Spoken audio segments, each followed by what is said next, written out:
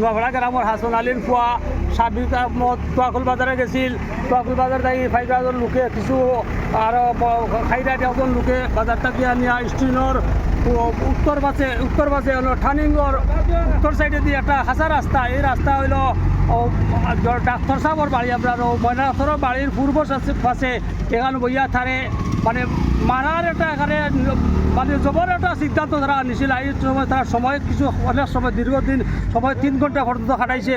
আর যেহেতু আল্লাহর হুকমে গিয়ারি এই জিনিসটারে মানে জবতাকি বাইর হইয়া তারা মাইটফিট করিয়া তারা ভিডিও করিয়া আমরা গ্রামবাসী সারা এলাকারে সারা বিশ্বরে তারা দেখায়ের এই বিষয়টা আমরা মানে আদালত যে কোনো আদালতও গেলে আমরা সঠিক চূড়ান্ত বিষয়টা আমরা ফাইবার লাগেই বলি আমরা রাস্তাত আমরা সন্তান আরও অন্য সন্তান বাঁচবা লাগে আর আমরা এই চিন্তা বিক্রি করি আসবো গ্রামের সমস্ত মানুষ আমরা এই নমাজ বাদেও আমরা এই চিন্তা বিক্রি করি আর আদালতের কাছে আমরা জোড়াতে কামনা করি আর এই জিনিসটা আমরা যাতে আমরা বাচ্চাগুন আমরা নিরাপত্তা থাকতো। আমরা এই যে ছোটো একটা গ্রাম আমরা তোয়াকুল গ্রামে গিয়ে বাজারত সবসময় যাইব আইব এই রাস্তাটা আমরা কন্ট্রোলে থাকা লাগে আর আমরা আকুল আবেদন আমরা যে কৌটো আমরা বিচারটা যাইব আমরা চূড়ান্ত বিচার পাইতাম।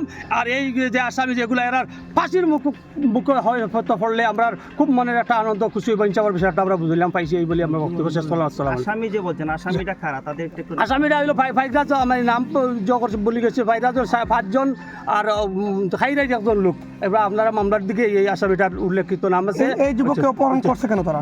এই অপহরণ করছে আমরা এই রোগটা খুব শান্তির রোগ আমরা জানি। এই রোগটা কোনো লোকে কোনো অপরাধ কোনো করে না বা আমরা গ্রামও করছে না, আমরা গ্রামের সমস্ত লোকটাকে বাচ্চাটা শান্তির বাচ্চা।